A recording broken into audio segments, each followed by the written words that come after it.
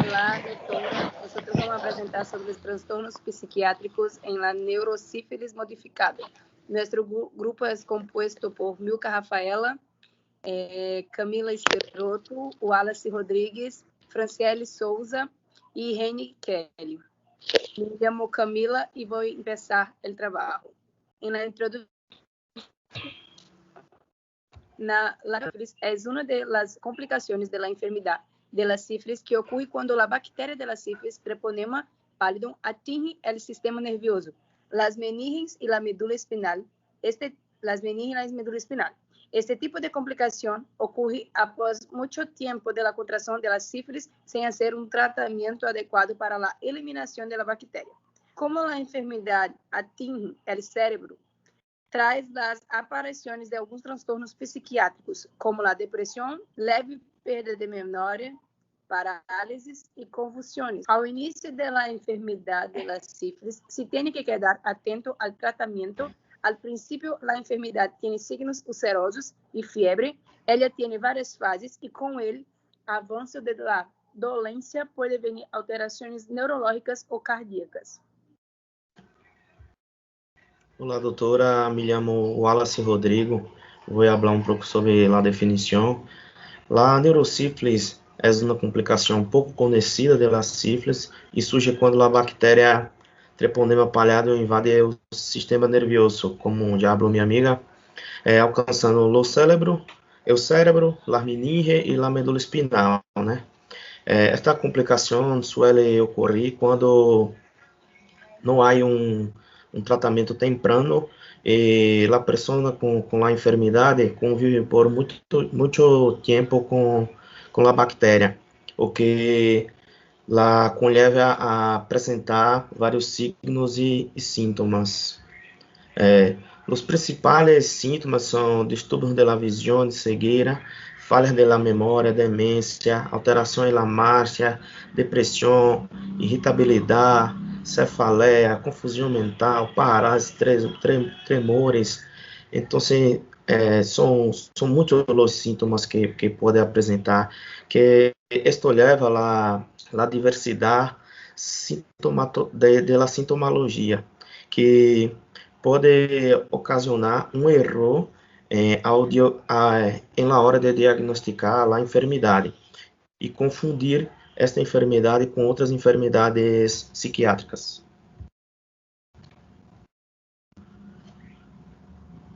Olá, doutor. Me chamo Franciele e vou falar sobre a classificação da neurosífilis. O treponema ataca o sistema nervoso poucos dias depois da infecção primária. A neurosífilis ulterior se pode classificar como assintomática ou sintomática e como temprana, 1 e 2 anos depois da infecção primária ou tardia. Esta última forma inclui a paresia geral e a dorsal. Os pacientes com infecção simultânea por VIH podem ter desarrollo mais temprano do quadro neurológico que as pessoas sem infecção por VIH, como assim também respostas incompletas ao tratamento. A neurosífilis em etapa temprana se caracteriza habitualmente por meningite assintomática, solo evidenciada por la reação celular de líquido cefalorraquídeo. Pero pode ser sintomática, com cefaleia, meningismo, parálise de los nervios craneales e cegueira ou sordera. A sífilis meningovascular é uma forma de meningite com vasculites das artérias pequenas ou mediana do sistema nervoso focal. Causa acidentes cerebrovasculares e muitos tipos de mielopatia. A sífilis meningovascular se suele interponer temporalmente entre as formas tempranas e tardias de neurosífilis e parece de 1 a 10 anos depois da infecção primária. A neurosífilis sintomática tardia, que aparece décadas depois da infecção primária, se halla em 10 a 20% dos casos, segundo dados obtenidos riscos da introdução da penicilina. As taxas, quizás, sejam menores que a atualidade. As manifestações características, parálise geral e dorsal, Ambas se consideram como resultado de uma reação meningea crônica à invasão e destruição por espiroquetas do tecido neural adjacente, às vezes acompanhada com infarto cerebral devido à enfermidade meningovascular. A paralisia general alterou o conceito de loucura com o descobrimento que se tratava de um transtorno cerebral estrutural e sem tratamento se progredia à la dissolução mental física com convulsões. Vou falar também sobre sífilis meningovascular. Afeta qualquer área do sistema nervoso central, subdividido em cérebro vascular e medula espinal. Se define por la aparição de signos, transtornos neurológicos focais em associação com a inflamação meníngea. Signos neurológicos focais, resultado da aparição de zonas isquêmicas secundárias em tarderites infiltrando a parede arterial de calibre pequeno e mediano, por linfocitos e células plasmáticas. O território da artéria cerebral média é o mais afetado e a menudo existem múltiplas áreas de oclusão arterial. Em la sífilis cerebrovascular, síndromes neurológicos são comparáveis a los que ocorrem em la enfermidade aterosclerótica. As manifestações mais frequentes são, em ordem decrescente, hemiparesia e hemiplegia, afasia e convulsões. O quadro clínico pode começar de repente ou estar precedido por sintomas inespecíficos, como dor de cabeça, insônia ou câmbios de humor. Clinicamente, se caracteriza por debilidade muscular e parestesia das extremidades inferiores, que progressam a paresia ou paraplegia, associada com incontinência de esfínteres. Olá, doutora. Eu me chamo Reni Kelly e eu vou falar um pouco sobre a meningite sifilítica aguda. Os principais cambios são os transtornos neurológicos, incluem lesões em los nervos craneales e signos de hipertensão intracranial. Sordera neurosensorial, que involucra inicialmente solo altas frequências, ocorre em 20% de los casos. Se apresenta também hidrocefalia sifilítica aguda com as manifestações clínicas de hipertensão intracranial e generalmente aparece de 3 a 7 meses depois da infecção primária. Clinicamente, a meningite sifilítica se manifesta generalmente devido a dor de cabeça, náuseas, vômitos e rigidez do cuello.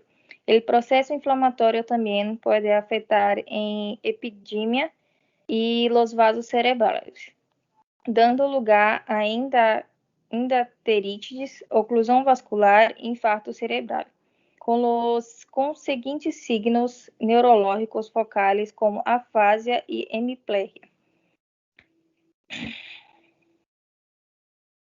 Pode passar. A neurosífilis paricmentosa, por seu tempo e em parálise e enfermidades de transmissão sexual, parálise general, sinônima de neurosífilis parética e demência paralítica, ocorre de 15 a 20 anos depois de uma infecção e atualmente é pouco comum, por el tratamento temprano evita que llegue a este quadro. Coincide com meningoencefalites crônica e progressiva, com processos cognitivos iniciais que invariavelmente evolucionam à demência. Portanto, o quadro clínico combina manifestações que podem imitar qualquer enfermidade psiquiátrica com câmbios neurológicos.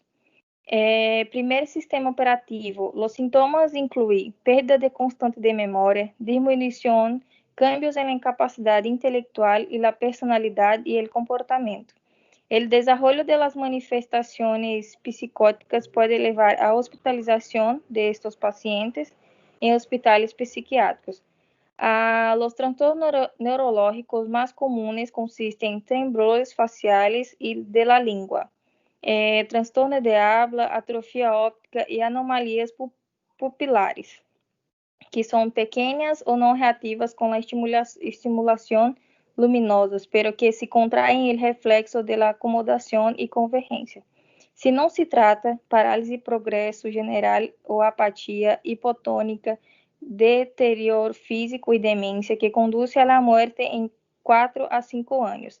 El tratamiento detiene a la progresión, pero rara vez ocurre recuperación de funciones neurológicas y cognitivas que se pierden.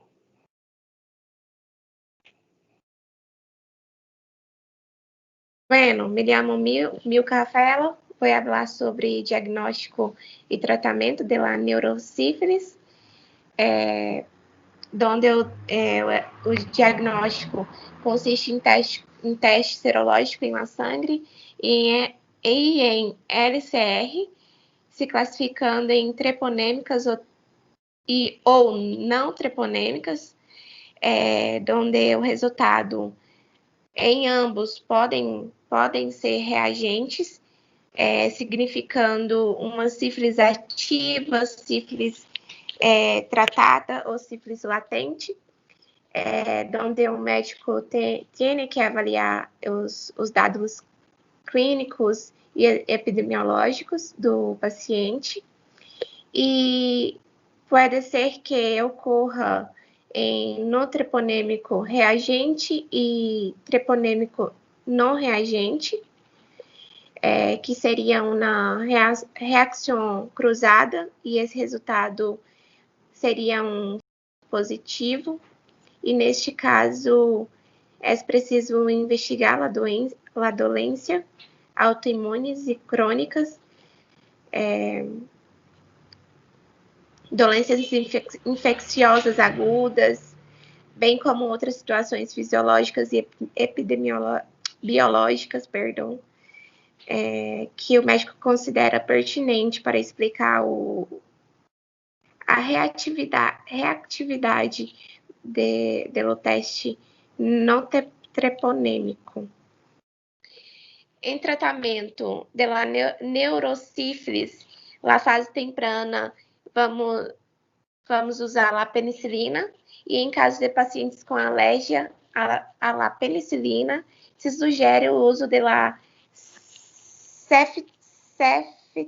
ceftriaxona, tetraxiclina ou doxiciclina, que são tratamentos de segunda eleição.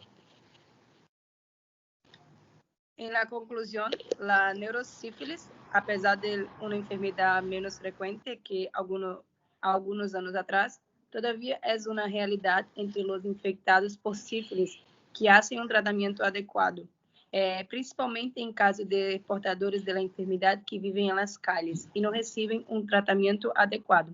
El diagnóstico suele ser clínico, serológico y por punción lumbar.